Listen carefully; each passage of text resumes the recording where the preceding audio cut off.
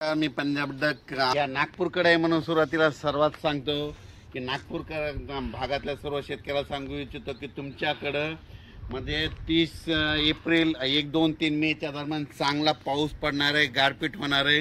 म्हणून तुम्ही तुमच्या पिकाची काळजी घ्या, कारण की 30 एप्रिल 1, 2 मे 1, 2, 3च्या दरम्यान तुमच्या नागपूर भागामध्ये पूर्व विदर्भामध्ये चांगला गारपिटीसह वादळीसह पाऊस पडणार आहे.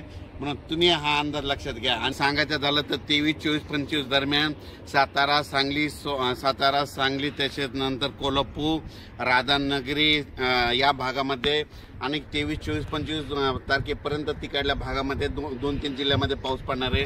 म्हणून हा अंदाज लक्षात घ्यायचा.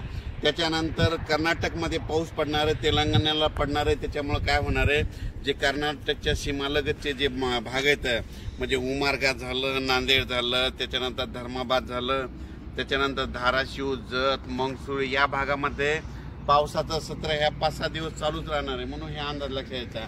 त्याच्यानंतर राज्यातल्या सर्व शेतकऱ्याला सांगू इच्छितो, ज्यांचा कांदा असेल, ज्यांच्या वीटभट्ट्या असतील, ज्यांचा गहू असेल, तुम्ही काय करा 30 तारखेपर्यंत तयारी ठेवा. कारण की राज्यामध्ये 1 मे पासून राज्यात वातावरण खराब होणार आहे. म्हणून हा अंदाज लक्षात घ्यायचा.